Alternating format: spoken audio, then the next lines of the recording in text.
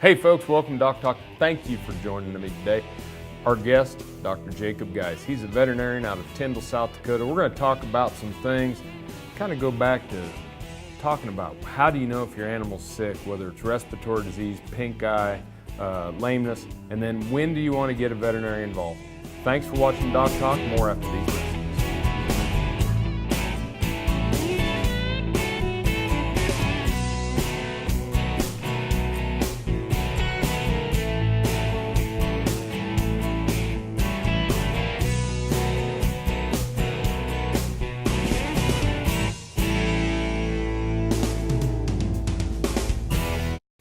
Closed captioning brought to you by Ag Promo Source. Together we grow. Learn more at agpromosource.com. This segment brought to you by Kansas Regenerative Medicine. Your stem cells, your health, your life. Hey folks, welcome to Doc Talk. We're having a great show today. Dr. Jacob Guise is here from Tyndall, South Dakota. We're glad to get him to have some time away from practice and step away from his busy practice and come spend some time with us here on Doc Talk. And we're going to talk today, Jacob, about some of the things about animal health, about how to find sick cattle or sick animals and when to get a veterinarian involved. But just kind of kick us off a little bit, but how do you tell when something's not right?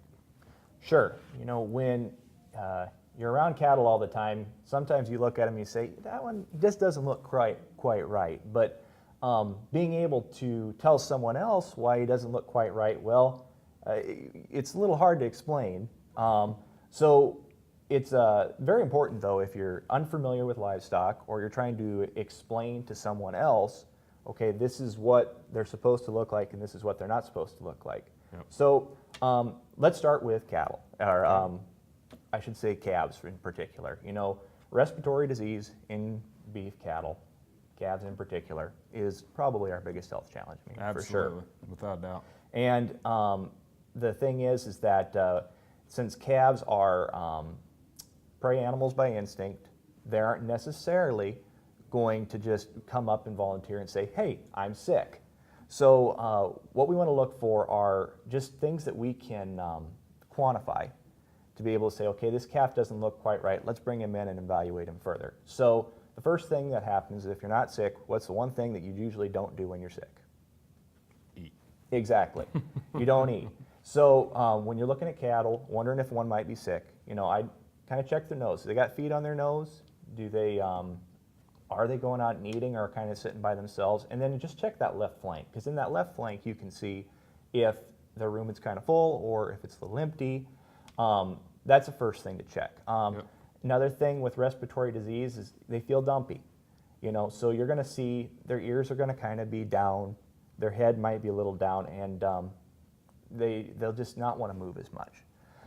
The other thing to keep in mind as you're looking at calves is since it's respiratory disease, think about what's involved. So are they breathing abnormally? Do you hear them breathing? Do they seem to be breathing faster than the other animals? Which you have to take into account that if it's summer, they're all going to be breathing kind of fast because that's how they're getting rid of heat from the inside. But then also look at their nose.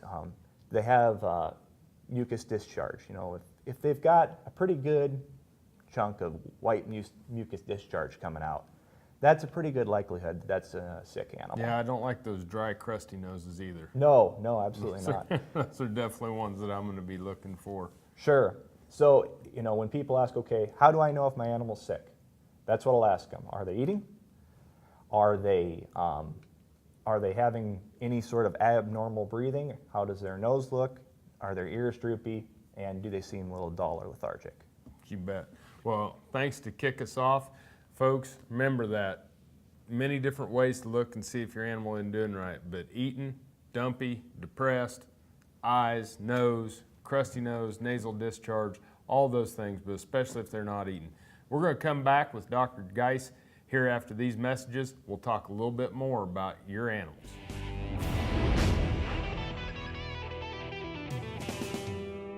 Watch Ag AM in Kansas online at agaminkansas.com. This Prevention Works Minute, brought to you by Beringer Ingelheim Vet Medica, Inc.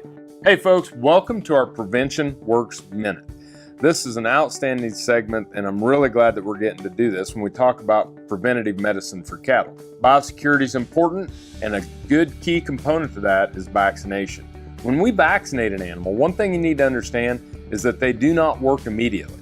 Matter of fact, it takes 7 to 14 days before the animal, once it's vaccinated, to actually start having an immune response that produces antibodies that are specific for a disease in which we would vaccinate them for. So if I vaccinate a calf for IBR, it's 7 to 14 days before that animal is protected or has antibody to neutralize IBR virus. Once we get out there to 14 to 21 days, the body has memory cells for IBR. That's why we give them a booster, and we get that booster in our titer response. Vaccines don't work immediately, but they're really good for prevention. This segment brought to you by Santa Fe Trail Meats in Overbrook. Visit us online at sftmeats.com. Hey folks, welcome back to Doc Talk. Dr. Dan Thompson here with Dr. Jacob Guise, who's a friend and colleague from Tyndall, South Dakota, where he practices veterinary medicine. We got him to take a break from his busy practice schedule, come down here and spend some time with us here. And so we noticed that calf sick out in the pasture or in the feedlot or wherever. Now what do you want me to do with the doc?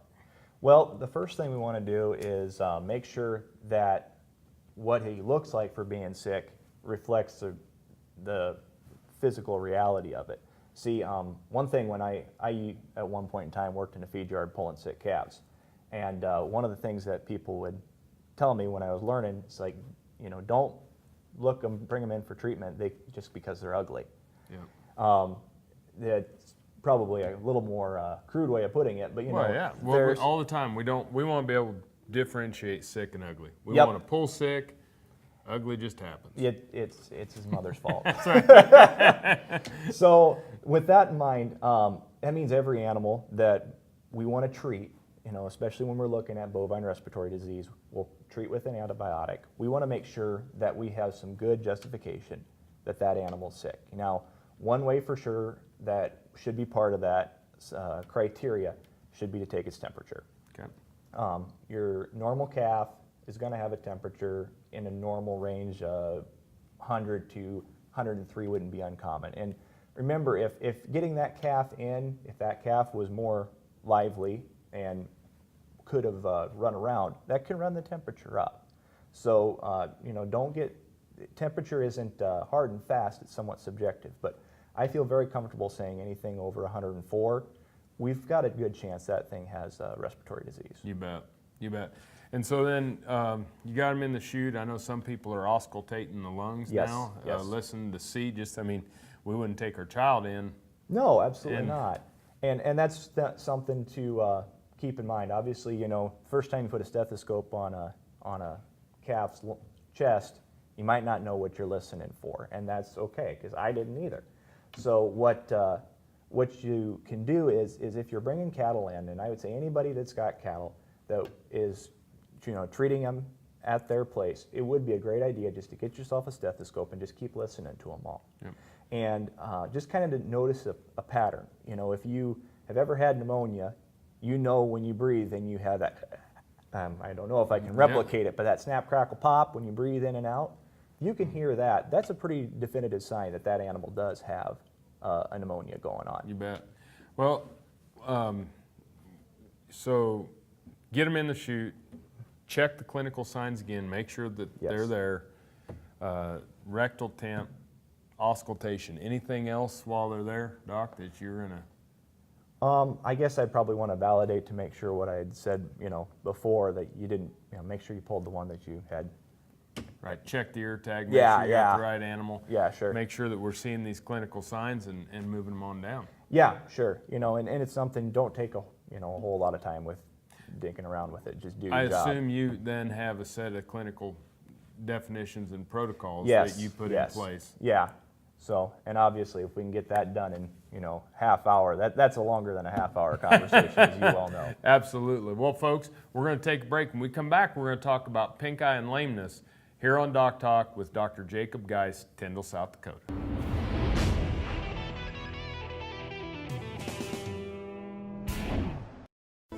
Valley Vet Supply is devoted to providing information and professional quality products at reasonable prices. Valley Vet Supply.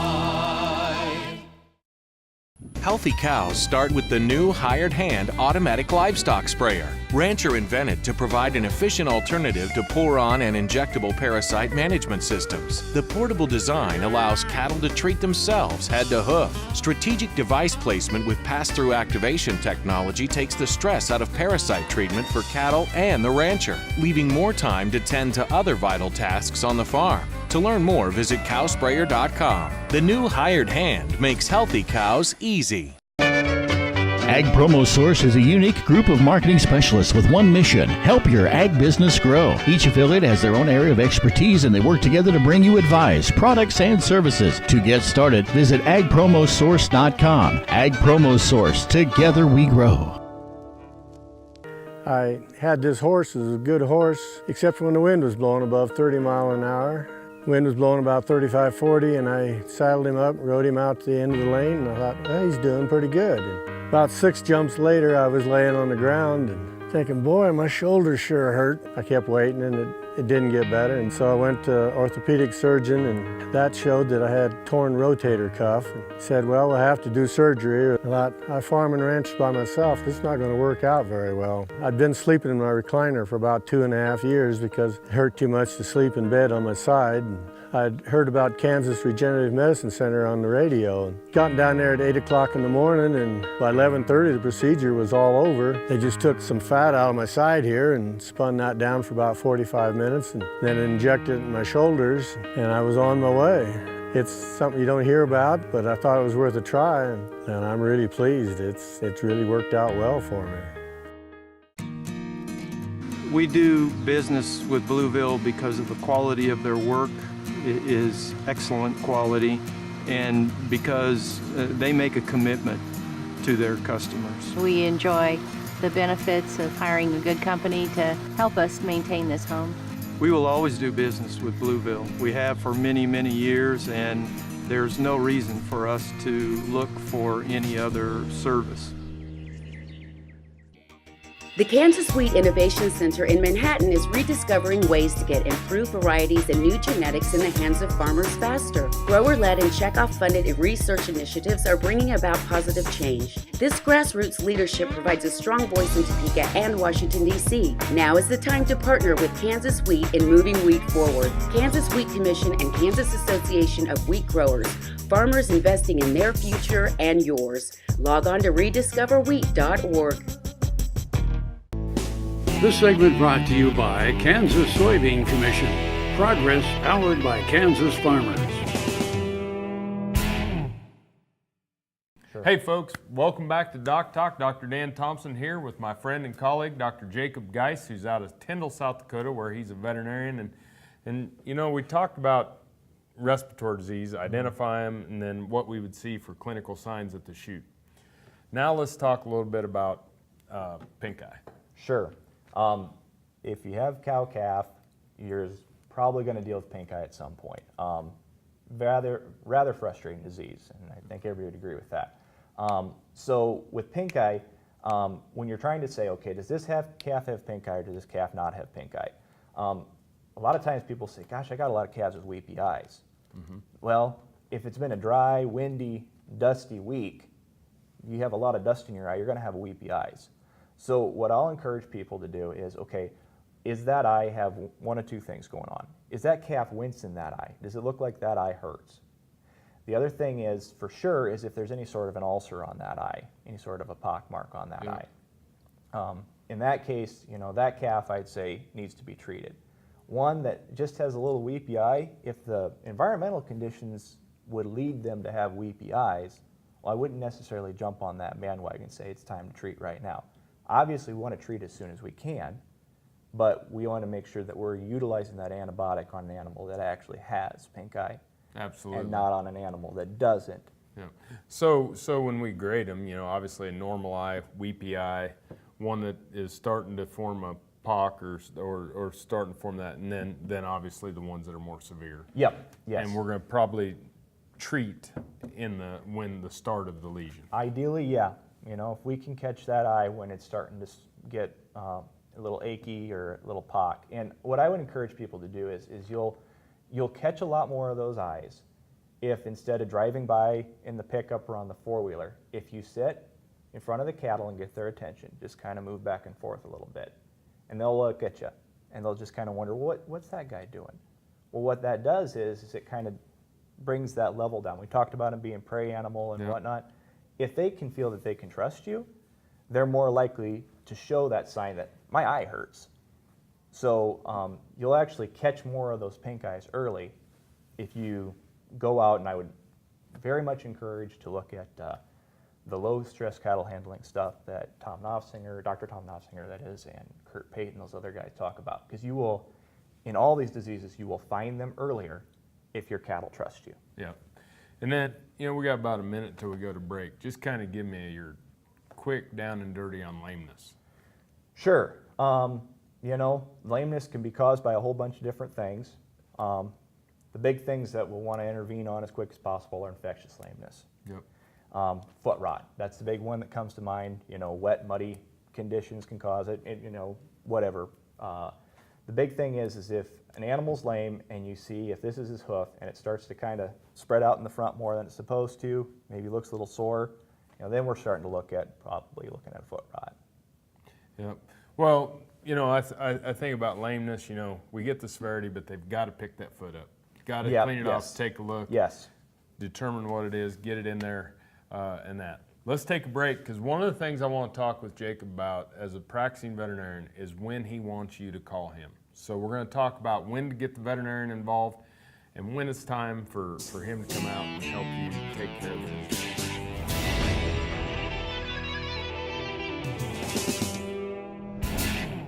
Soil is the life of a farm, and for 25 years, SureCrop Liquid Crop Nutrition has helped growers produce abundant quality crops while preserving and improving the soils they steward. SureCrop offers complete soil and plant analysis with cropping recommendations, delivery direct to your on-farm storage, and quality crop nutrition custom blended for your field. Choose SureCrop for the assurance of excellence for your soil. Call today or visit their website for more information.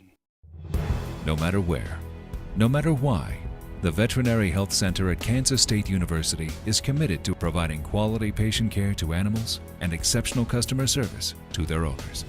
From routine checkups to emergency and specialty care, our world-renowned specialists and experienced professionals are here to discover, to teach, and to heal.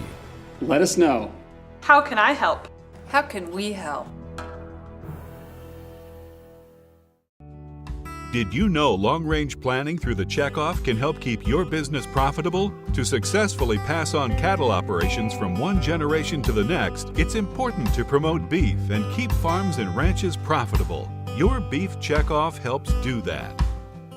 I'm Jeff Mingus. I'm from southeast Arizona, where we have a family cattle ranch. I've been in the cattle business my entire life. I can remember the onset of the checkoff program, and when the Beef Council decided to use checkoff dollars to create additional demand for the chuck and the round. And I think that created a significant increase in the price of our product, and I think the beef checkoff has been beneficial for our operation. So we moved to an area on a national backcountry byway, and because of that there's a lot of tourists and they'll stop in sometimes, and we've had a lot of people come out to the ranch. So we take that as a real opportunity to educate people about the beef industry. So we built this catering business when I retired a few years ago. I've used beef checkoff recipes over the last 20 years, but when you're really producing that for the public, it takes on a whole new meaning. As a young rancher, there was a lot for me to learn when I came back to the ranch. I feel as if the beef checkoff gave me additional tools I needed. The beef quality assurance program has helped teach me how to handle cattle in a more effective manner, a way that's the most beneficial to the cow and the most efficient for the producer. And I'm really proud to be able to say that the beef industry is reaching out to the consumer. I have this one on my website, Gazpacho steak salad. It's very popular. And this is one that millennials like because it's quick, it's fast, and they don't have a lot of time to prepare. And this one has been really popular with men because you ask them, do you like to grill? And of course they say yes, and say, well, here's just a couple of recipes, and they grab them. We feel really blessed that we have one of our sons, Ben, wanting to carry on the ranching tradition, so he'll be a 5th generation cattle rancher in my family. Next time you see a beautiful field of corn, reach out and thank the farmers who work tirelessly to raise corn for livestock feed, renewable fuels, and exports to feed a growing world population. The farmers on the Kansas Corn Commission work for Kansas Corn with grower-funded checkoff dollars that support foreign and domestic market development, research, promotion, and education to expand opportunities for Kansas farmers. To learn more, visit kscorn.com. This segment brought to you by Kansas Farm Bureau, the voice of agriculture. To join today or more information, go to kfb.org or find us on Facebook or Twitter. Hey folks, welcome back to Doc Talk. Dr. Dan Thompson here with Dr. Jacob Guise. And Dr. Guise is a veterinarian out of Tyndall, South Dakota. Does a great job in practice. He's in the EVP class with me, and we got him to take a break here, and somebody that I've had a lot of admiration for that's doing a lot of good things. So thank you very much for being here. Well, thank you for that. And you know, Jacob, I think it's one of those things that you sit there, and I do it, and I'm like, gosh, do I need to call somebody to come help me with this, or should I handle it on my own? And kind of walk me through what you tell your producers. Hey, when do you want them to call you? Sure. You know, that depends a lot on how comfortable you as the owner of the cattle are with the animal. If you're, you know, there's nothing wrong with starting out and not knowing much. You know, we all did. Even you and I, we did. We didn't know a lot, so we had to have some help. If you don't feel comfortable in the treatment decision, it's better to call ahead and, you know, just get some information. But that being said, you know, there's things, as we've talked about, that you can definitely address at home. With that in mind, I guess what I would say is if you feel that you have a pretty good handle on what's going on, you're comfortable with this is what the disease is, and you've already established with your veterinarian this is how the way to treat that disease that your veterinarian would recommend, well, sure. then that's what I'd go forward with. But that means you at least have a veterinary client-patient relationship. Just to begin with, exactly. Yeah, just get a vet on your farm, get him used to your facilities, get him used to your cattle, your production, your expertise. Then you're off and rolling. Now it's just, now give me an example of, or you don't have to give me an example, but just kind of say, okay, now I've got, whether it's inexperienced or experienced person, obviously calling you sooner rather than later is important. Yes, now that's the big thing I'd say is that a lot of trouble comes in when you think, well, I've got this, so you treat them, and then, well, treat them again because that didn't work, and then, you know, you ask the veterinarian to come out, and the veterinarian comes out, and we say, well, I can offer you a little holy water at this point. Yeah. You know, that's what we really want to avoid. So if you do one treatment, this is what I tell my guys. If you try once with what you think it is, and it doesn't work, let's get on that right away. And by it doesn't work, I want to see a difference in 3 days or less. You know, some people will have different opinions on that, but in mine, if we're not seeing a change in 3 days, or, you know, and I'm talking from lameness or respiratory disease or whatnot, you know, let's get somebody on the horn. Now, if you're an experienced producer and you've got a whole protocol that you've already built with your veterinarian, that's probably not the same way. So, you know. You still need to give them a call. Now, I got another question for you. You got a blog, right? Yeah. Well, tell me, what's the name of your blog? The Cow Docs, just the way it sounds. Yeah, it's about my wife, who's also a veterinarian, and myself, and we have some cows, and so it's a little bit about our cattle and veterinary medicine and just a lot of the things that go along with that. So that's awesome. Thanks for all you do. Thanks for being on the show. Folks, thanks for watching Doc Talk. Remember, always work with your local veterinarian. If you want to know more about what we do on Doc Talk, you can find us at www.doctalktv.com. I'm Dr. Dan Thompson here with Dr. Jacob Guise, and we'll see you down the road.